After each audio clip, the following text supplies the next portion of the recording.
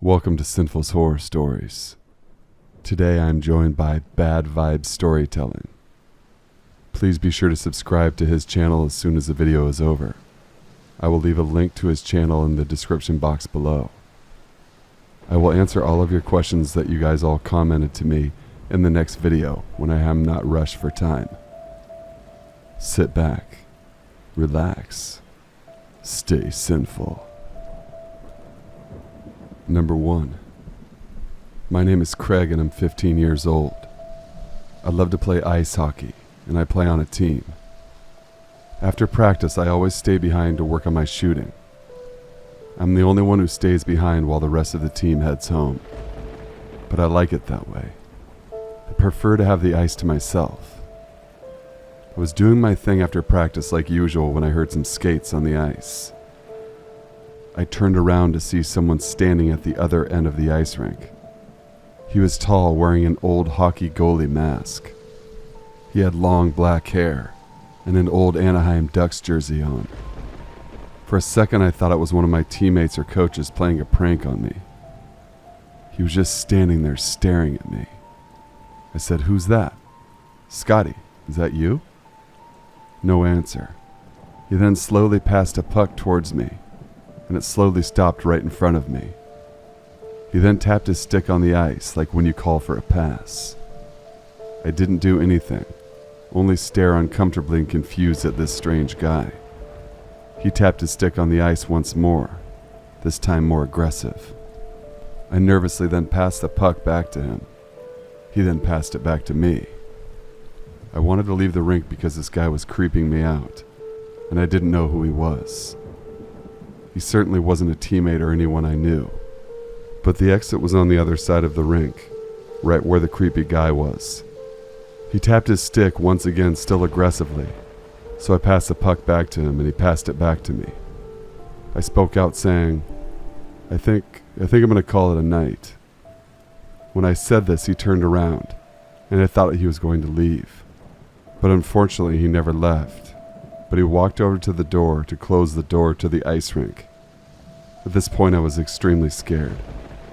He then skated fast, really fast towards me.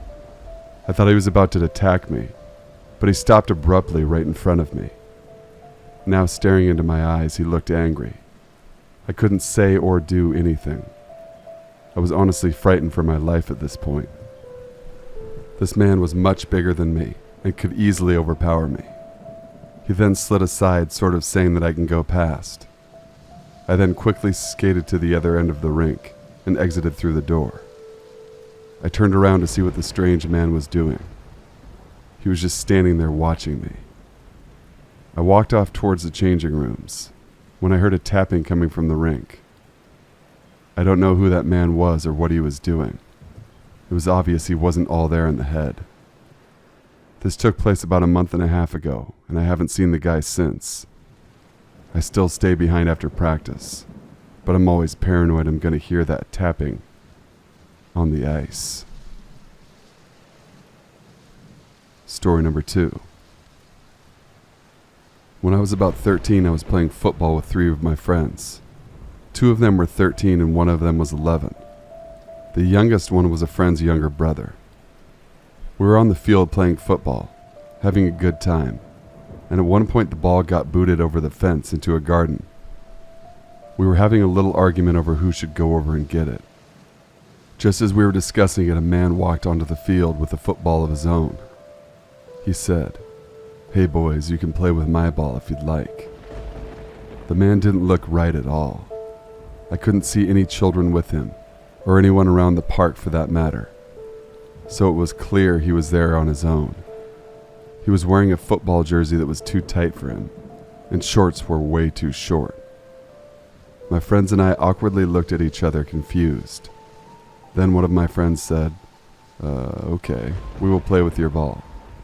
Unexpectedly, the man said, "Great, so I can play with you."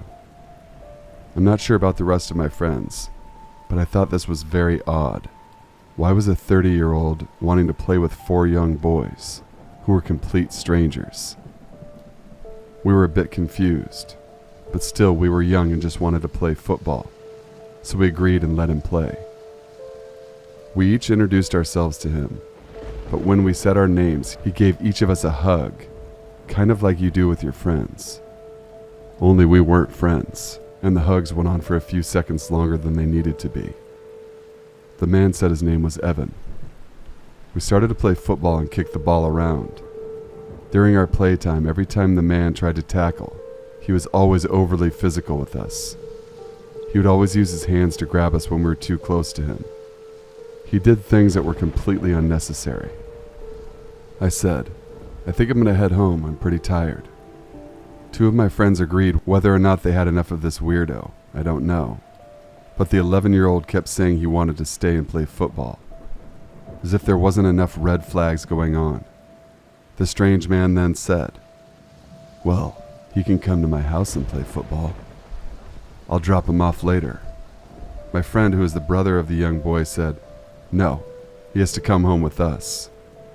The man then put his hand on the back of the 11-year-old boy and said it's no problem. He can have fun at my house and I will give him back later. I grabbed the young boy's hand and walked him out of the field. The man just stayed on the field looking at us as we walked away. I won't ever forget his face. The man went from smiling and happy to the most bitter, crazed psycho I had ever seen. It was quite clear that that man had only one thing in mind. Story number 3.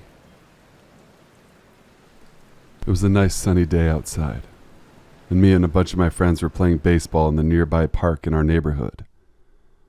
We were about 15 or 16 years old at the time. During the game, I went to get a sip of water from my bag when I noticed a hooded man sat on a bench watching us. At first, this wasn't unusual, but I kept my eye on him the whole time we were playing, and I noticed he never left the bench, never met with anyone, and never took his eyes off of us. I thought, yeah, it was weird, but I tried to just enjoy playing baseball with my friends. At some point during the game, I was out fielding and happened to notice the man had gone from the bench. I thought to myself, okay, see, I knew it was nothing. The ball got hit and went over near some bushes next to where the hooded guy was sitting. I was closest, so I ran over around the bushes to get the baseball. I couldn't find it. I looked around while my friends were yelling at me to hurry up. Suddenly, I noticed a man standing, hiding behind a tree. It was the guy that was on the bench from earlier. He was looking at me with a menacing expression on his face. He then pulled something out of his pocket and said, "Looking for this?" It was the baseball. I said, "Oh, yeah, thanks for finding our ball." I put my hands up gesturing for him to throw me the ball. He put the ball back in his pocket and said, "Come here and take it from me." I hesitated, standing there watching him with nervous confusion. I asked him, "Can't you just throw it to me?" He laughed and said, "Nah, that would be too easy." I didn't know what he meant by that, and I just knew it was nothing good. He then dropped the ball on the ground, about a yard away from himself. There you go. I took one step forward and saw he had one hand in his pocket, and just as I took a step forward towards him, his hand had tightened whatever it was that he was holding. I didn't want to find out what was in his pocket, so I just said, "Keep it." I went back to my friends and said I couldn't find it. It was no big deal, as we always had 4 or 5 extra baseballs with us. The rest of the day, I enjoyed playing with my friends, even though I was pretty distracted. I managed to forget about the guy for the rest of the day. Later that night around 9 p.m., I was playing Xbox Live and eating Doritos when my mom asked me to take out the trash. As I went outside to my backyard to throw the garbage away, I heard footsteps on the other side of my fence, along with a glass bottle being kicked around. I said, "Hello? Who's there?" Of course, I didn't get a response. I turned around and started walking back inside the house when I heard a slight thud behind me. I turned around to see the baseball from earlier rolling towards me in the grass.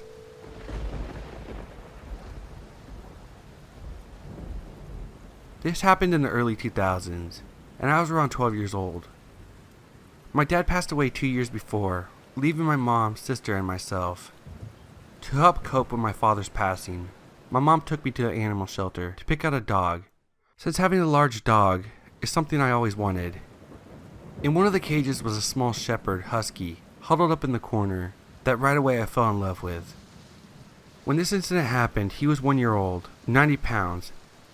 My mom was working nights, and my older sister was taking advantage that my mom wasn't home, and would constantly leave me alone. I didn't mind though, because then she couldn't boss me around. Since when she was home, she would try being mom and telling me what to do, and when to go to bed. We lived in a small middle-class suburb with low crime rate, and I wasn't scared to be home alone. So this night, I was sitting home in the living room playing a video game, and had gotten up to go to the kitchen to grab a drink.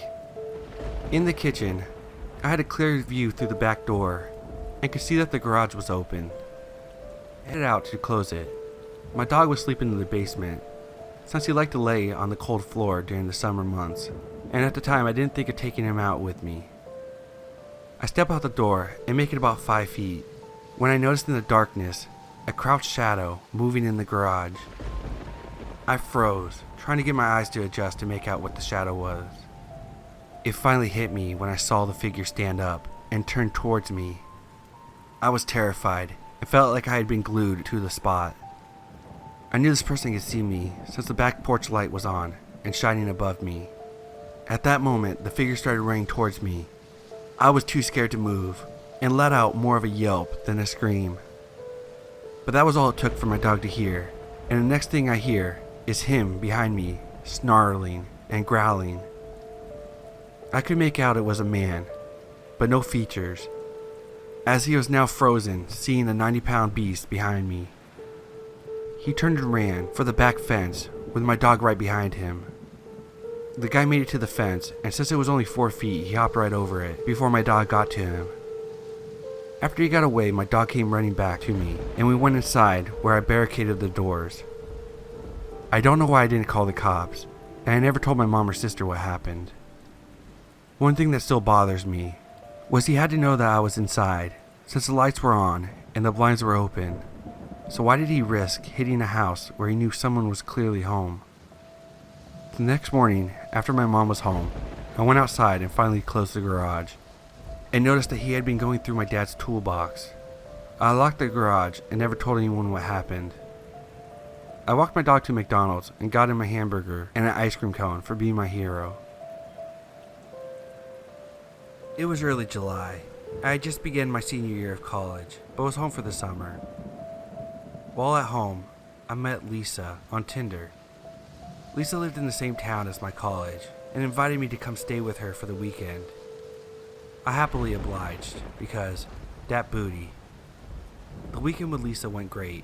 We started dating. I returned a couple weeks later. It's now late July, or early August 2012. My housing for the upcoming year was going to be in our fraternity housing, off campus. We had a main house, the big house, and a smaller house in the backyard, the little house. I needed to clean up the little house as I was going to move into it, since it was left pretty filthy by the previous tenants. Lisa offered to help, so we spent most of our time in there. The little house was stockpiled with furniture that people had left for the summer instead of taking home. There were probably 6 or 7 couches stuffed into a teeny living room, so you literally had to hop from one to another to navigate the room, which we made a game of it, and made great use of them during the weekend. Sorry, bros. To give you an idea of the layout, the little house was a ranch-style brick home with 3 adjacent bedrooms at the back of the house, and a kitchen and living room at the front. The front door entered directly into the living room. The side door, if entering the home, was off to the right, on the far side of the kitchen. In the living room was one large 6x8 glass window covered with blackout curtains at the front of the house. Okay, so here's the story. It's late, probably around 11 p.m. Lisa and I were tuckered out, and we cuddled up on one of the couches to watch the London Olympics. She dozed off, head on my chest, and I'm left there happily pinned down. Suddenly, the front doorknob starts to shake, I'm caught off guard because it's summer in an empty college town and we weren't expecting anyone. It stops for a moment, then the doorknob shakes more violently this time. Thankfully, it's locked. As I prepare to slide out from under Lisa to investigate, 3 loud bangs against the door as if someone was trying to kick it open. Their attempt failed. I'm partially relieved, but I'm still aware that there are 2 doors that they could enter. Lisa is awake now, delirious and frantic. What's going on? What was that? I hushed her and told her to get up and go to the back of the house and to go into the bedroom and lock the door until I personally came to get her. She refused, but I demanded. She scurried across the couches and locked herself in the back room. I ran to the far side of the kitchen to make sure the side door was locked. It is. Okay, we're alright for now. Thinking to myself, weapon, what can I use? Shit, I wish I had a gun. Maybe the brothers left something. Shotgun would be ideal. I see a hunting bow with a few arrows. No, that's too cumbersome. Keep looking. Golf club. 6-iron. Perfect. Everything is silent, aside from the pounding heartbeat and the faint sound of Lisa calling the cops from the back room. I'm standing in the kitchen and have a view of the front door and the side door while clutching the golf club, when suddenly the side door knob starts shaking and there's a couple of bangs at the door. Lisa screams from the back of the house and I yell at the intruder. We're in here. We called the cops. They'll be here any second. Leave us alone. The banging stops. It's silent. Dead silent. We wait for the cops to come. Lisa and I are in the living room, full of couches. 2 full hours pass. It's now something like 2:30, and still no signs of the cops. I'm both exhausted from the adrenaline crash, and angry that the cops had not come. We call them again. 911, what's your emergency? Hi. We called about 2 hours ago to report an intruder, but no cops ever came. Are you still in the home? Did the intruders make it inside? Yes, we're inside. They didn't get in, but I'm scared that they're going to come back. The operator asked me for my address. I'm literally spelling out my address. The front door gets slammed, kicked again. I holler at the 911 operator. They're back. Please help. Hurry. Officers are on their way. Stay on the phone. Keep away from the windows and doors. Lisa is freaking out. I'm freaking out, wielding a golf club again. And suddenly, the entire front window, all 6x8, shatters to pieces. The glass is mostly contained by the black curtains. And I screamed the girliest, most blood-curdling scream I could imagine. I stood up and started swinging the golf club wildly, hoping to make contact with whatever or whoever was coming into the house. Moments later we hear sirens, and I could faintly see the blue lights swirling outside through the split in the curtains. A megaphone announces the police presence. They scour the area, and eventually knock on the door. Apparently, someone did try to kick down both doors, and there are boot prints to prove it. The window was shattered by a malt liquor bottle. They ended up finding a drunk dude from the trailer park nearby, who had been roaming the area. I bought a gun the next day. This happened very recently, only about 4 days ago, while I was camping with my best friend. We were both seniors in high school, and we were on a road trip for spring break. We live in Oregon, and drove down the coast of Northern California. We had a late start leaving our houses, and arrived at a little beach south of the Redwoods just after 9 p.m. It was pouring rain, and dark out, so we parked on a dirt road that had access to the beach, and decided against walking down the sand to set up camp. My friend drives a Toyota pickup with a camper shell covering the bed, which has a mattress in the back, so we decided to just sleep there. The beach area where we were was very secluded and belonged to a local Native American tribe that didn't mind visitors using the site, as long as they were respectful. After talking for a while in the shelter of the truck, my friend falls asleep. Before drifting off myself, I realized I had forgot to lock the passenger door of the truck. All of our valuables were stored in the cab, so I hoped nobody would come along and rob us in our sleep. After a dreamless few hours of sleep, I heard the sound of the driver's side door handle of my friend's truck begin to lift. The door happened to be locked. and I was awake at this point. Terrified, whoever had been trying to open the door would go around to the unlocked side, or try to get into the bed, where they likely had no idea we were sleeping. It was still dark out at this time, but I heard footsteps start to walk around the back of the truck. I grabbed a flashlight and shined it through the back of the window of the camper shell in hopes of alerting the intruder that people were in the vehicle. I heard footsteps get a little farther away. Then I heard the sound of sticks snapping and something heavy being thrown. Then the man let out a long, guttural yell. A few moments passed and more things were thrown, and more general yells mixed with the occasional F-bomb at the top of his lungs. It didn't take more than 2 or 3 yells before I woke up my friend. "Dude, there's a crazy man outside.